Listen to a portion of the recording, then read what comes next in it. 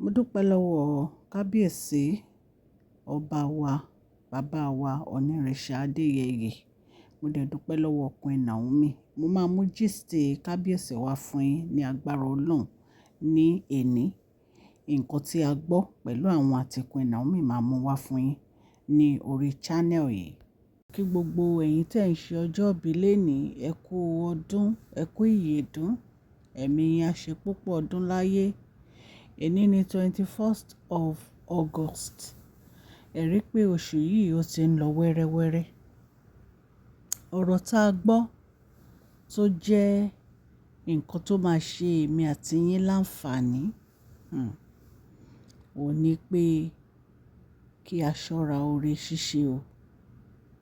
Oore níwọ̀n o. Tí ẹ bá rò dáadáa, ẹ mọ̀ wípé ọ̀rọ̀ tí Yorùbá sọ gbogbo ẹ̀ ó máa ń ní ìtumọ̀. Yorùbá ò dẹ̀ kí ń sọ ọ̀rọ̀ kan kó má jẹ́ pé wọ́n ti rí àpẹẹrẹ nǹkan tó ṣẹlẹ̀ ni wọ́n fi sọ. Gbogbo oore tèèyàn bá ń ṣe láyé yìí, tí ó bá ti máa gba ẹ̀mí èèyàn lọ, ó yẹ kéèyàn jáwọ́ nínú ẹ̀. Arákùnrin kan ló pè mí, ló bá mi sọ̀rọ̀ yìí pé kí n sọ fún ẹ̀yin ará ilé kí n fi kọ́gbọ́n. Ó ní ìgbà tí òun lọ sí Nàìjíríà torí Canada ló ń gbé. Ó ní òun pàdé obìnrin kan ní Nàìjíríà. Ó ní ọmọbìnrin yìí, ó ní cousin òun ló introduce òun sí. Ó ní ó dẹ̀ ti bí ọmọ ẹyọ kan. Arákùnrin yìí òun náà bí ọmọ ẹyọ kan. Ṣùgbọ́n òun àti ìyàwó ẹ̀ wọn ò sí pọ̀ mọ́. So ó fẹ́ gbé ìgbésẹ̀ láti fẹ́ ìyàwó mi. Ìtorí ẹ̀ ló fi pàdé arábìnrin yìí torí ó ti bá cousin ẹ̀ sọ̀rọ̀ wípé òun fẹ́ fẹ́ ìyàwó mi. So ìgbà tí arákùnrin yìí dẹ̀ pàdé ẹ̀, ó bẹ̀rẹ̀ sí bá sọ̀rọ̀. Wọ́n dẹ̀ bẹ̀rẹ̀ sí bá eré àìníyàn wọn lọ. Arákùnrin yìí wọ́n jọ wà pọ̀ títí tí arákùnrin fi padà sí Canada ni. Ìgbà tí arákùnrin dẹ̀ padà sí Canada bó ṣe sọ fún wa, ó ní òun ti bẹ̀rẹ̀ sí gbé ìgbésẹ̀ láti ní kó lọ ṣe passport so that òun á fi mú wá sí Canada níbi tí òun ń gbé. Ìgbà tí arákùnrin yìí dẹ̀ bẹ̀rẹ̀ sí ṣe ọ̀rọ̀ ìwé ẹ̀, àwọn òbí arábìnrin yìí ní tí arákùnrin yìí ò bá gbé ìgbésẹ̀ láti ṣe mọ̀-mí-mọ̀, ọmọ àwọn ò lè tẹ̀lé lọ sí ìlú òyìnbó. Ṣé bẹ̀rẹ̀ sí ṣe gbogbo nǹkan tó yẹ kó ṣe nìyí. Mú arábìnrin wá gbogbo ẹ̀ ló ṣe pátápátá. Kí n lè sọ ọ̀rọ̀ yìí kíákíá, arákùnrin ṣá mú obìnrin yìí sọ́dọ̀. Ìgbà tí ó dé sí ọ̀dọ̀ ọkùnrin yìí ní Canada, ọkùnrin yìí rí i pé kò jẹ́ kó ń fọwọ́ kàn òun. Láti Nàìjíríà náà kò sí nǹkan kan tó wà láàrin wọn. Wọn ò ṣe eré lọ́kọláya kó tó di pé ó tẹ̀lé wá sí Canada. Ìgbà tí ó wá yá, arákùnrin yìí wá ń bèèrè lọ́wọ́ ẹ̀ pé kí ló ṣẹlẹ̀? Wípé torí àtìgbà tí ó ti dé tó ń bá ní pé kó jẹ́ káwọn ṣe eré ìfẹ́, ọmọbìnrin yìí á ṣàárín nǹkan kan sọ ni. So arákùnrin ṣá ń bèèrè lọ́wọ́ ẹ̀ pé kí ló dé, kí ló ṣẹlẹ̀? Arábìnrin yìí ní kò sí nǹkan kan. Wípé ó rẹ̀ òun ni. every time ló máa ń sọ pé ó rẹ̀ ń fún arákùnrin yìí. Arákùnrin wa ní ó dáa kó jẹ́ káwọn lọ sí ọ̀dọ̀ doctor wípé at least wọ́n á lè tọ́jú ẹ̀, wọ́n á lè mọ nǹkan tó ń ṣẹlẹ̀ gangan ní àgọ́ ara ẹ̀. Ìgbà tán máa dé ọ̀dọ̀ doctor, wọ́n ṣàṣe gbogbo test oríṣiríṣi fún arábìnrin yìí. Ibẹ̀ ni wọ́n ti gbọ́ wípé arábìnrin yìí ó ti ní oyún oṣù 3. Ṣé ẹ dẹ̀ mọ̀ pé mo sọ fún yín wípé arákùnrin yìí ò tí ì fọwọ́ kan arábìnrin yìí rí rárá.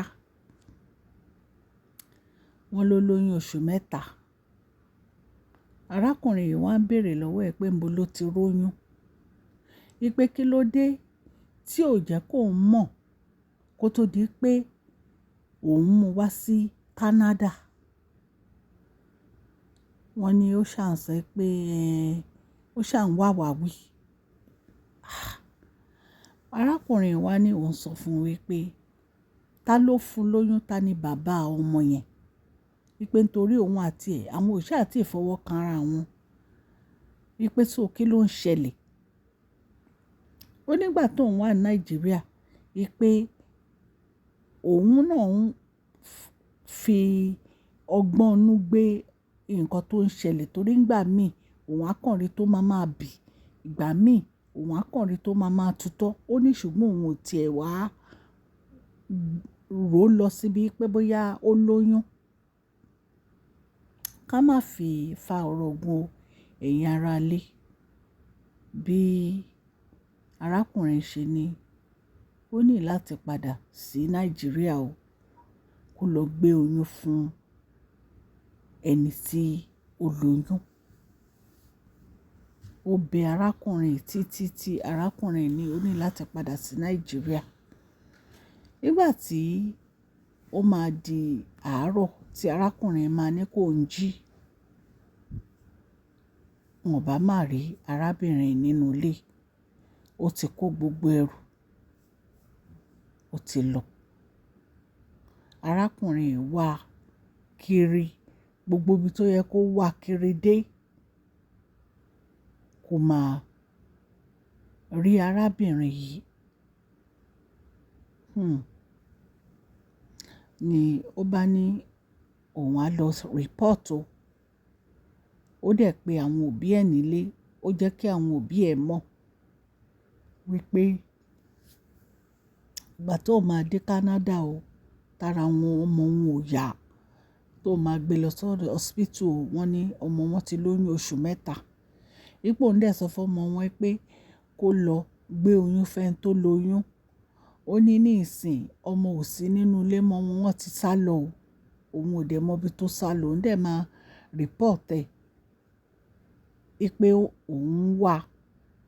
Wípé wípé torí tí wọ́n bá rí, wípé wọ́n á lè jẹ́ kí àwọn òbí ẹ̀ mọ̀. Wípé ṣùgbọ́n kò sí nínú ilé bó ń ṣe ń sọ̀rọ̀ ẹ̀. Wọ́n ní màmá ẹ̀ bẹ̀rẹ̀ sí pariwo kó bó ń wọ́ ọmọ òun.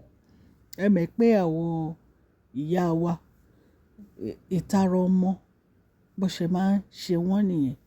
Wípé màmá ẹ̀ bẹ̀rẹ̀ sí pariwo kó bó ń wọ́ ọmọ òun, ibi tó bá fọmọ sí kó lọ bó ń wá òun nǹkan kan. So ká ṣáà má fa ọ̀rọ̀ gun o. Bí wọ́n ṣe rí arábìnrin yìí nìyẹn. Ọkùnrin yìí wá wọn ò rí. Ìgbà tó yá, ọkùnrin yìí ṣá lọ report ní police station ní Canada. Ó dẹ̀ fún wọn ní photo ẹ̀. Lẹ́yìn bí oṣù 3, arákùnrin yìí ó lọ sí ibi tó ti ń ta àwọn nǹkan oúnjẹ pé kó ra oúnjẹ. Nǹkan tó ya arákùnrin yìí lẹ́nu òun ni wípé ọ̀rẹ́ arákùnrin yìí àti arábìnrin yìí ó pàdé wọn níbẹ̀ tí ikùn arábìnrin yìí ti ga. Tí wọ́n dẹ̀ dúró tira wọn gẹ́gẹ́ bí ọkọ àti ìyàwó. Arákùnrin ní òun wò pé àbó òun lálàá ni. ọ̀rẹ́ arákùnrin tímọ́tímọ́ ni ò kì í ṣe ọ̀rẹ́ wọ́n kàn ń sọ̀rọ̀ lẹ́ẹ̀kọ̀ọ̀kan, ọ̀rẹ́ tó jẹ́ pé ọ̀rẹ́ tímọ́tímọ́. Ó ní ìgbà tó ń wá arábìnrin gan láwọn jọ ń wà ní, ó láṣẹ inú ilé ọ̀rẹ́ òun yìí ló wà. Ẹ̀yin èèyàn, ẹ rí pé èyí tún lágbára. Ó láṣẹ inú ilé ọ̀rẹ́ òun yìí ló wà. Ó ní ìgbà tó ń rí àwọn méjèèjì, ó lọ́rẹ́ òun lè wo ojú. Ó ní ikùn ẹ̀ ti ga. At least oyún yẹn á ti máa lọ síbi bóyá 7 months tàbí 6 months. Wípé ikùn ẹ̀ ti ga. Wípé òní kí lòun ṣe tó ń fi deserve irú nǹkan báyìí. So, ṣé gbogbo ìgbà tí òun wá sí Nàìjíríà, òun àtọ̀rẹ́ òun ti ń bára yín sùn ni àbí báwo? Àbí kí ló ń ṣẹlẹ̀? Ó ní gbogbo ọ̀rọ̀ yẹn ó ló dàrú mọ́ òun lójú ni. Ó ní òun ò lè sọ pé báyìí náà ṣe pàdé, òun ò lè sọ pé báyìí náà ló ṣe ṣẹlẹ̀. Wípé ẹ̀yin èèyàn, ẹ fi tòun kọ́gbọ́n o. Ọ̀rẹ́ ni wọ́n o. Wípé ọ̀rẹ́ wọ́n lè ṣekú pààyàn o. Wípé kẹ́ ẹ má trust anybody. Hey! Ìgbà tí arákùnrin sọ gbogbo ọ̀rọ̀ ẹ̀ fún mi, ṣe ni mo tún wò pé ilé ayé yìí, táwa la wá fẹ́ fẹ̀yìntì, ta la fẹ́ believe báyìí. Ìwọ Ọlọ́run ọba. So, ẹ̀yin èèyàn lé, kí ni kí arákùnrin yìí ṣe? Ó ní kò sí nǹkan kan láàrin òun àti obìnrin yẹn mọ́ ná.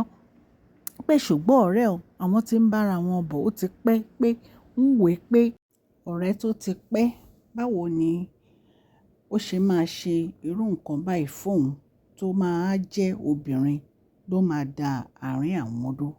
Ó ní ara ò dẹ̀ fún òun ní gbogbo ìgbà tí obìnrin yìí wà pẹ̀lú òun ní Nàìjíríà. Kí ni òun lè ṣe? Ju wípé kí oníkálukú wà láàyè ẹ̀ lọ. Ó ní òun kàn fẹ́ kí a sọ̀rọ̀ yìí, kí a fi kọ́gbọ́n. Nítorí àwọn ẹlòmíì tó jẹ́ pé wọ́n fẹ́ mú obìnrin lọ sílùú òyìnbó. Wípé tí wọ́n bá fẹ́ gbé ìgbésẹ̀ yẹn, kí wọ́n make sure pé wọ́n ṣe pregnancy test fún obìnrin yẹn o, kan tó mú un lọ. Wípé kẹ́ẹ̀dẹ̀ make sure pé ẹ lọ sí ibi mẹ́ta ọ̀tọ̀ọ̀tọ̀ láti lọ ṣe, pé torí àwọn obìnrin yẹn, ìmíì máa ń parọ́ láti lọ bá doctor plan. Wípé so that ẹ ní ná owó yín dànù.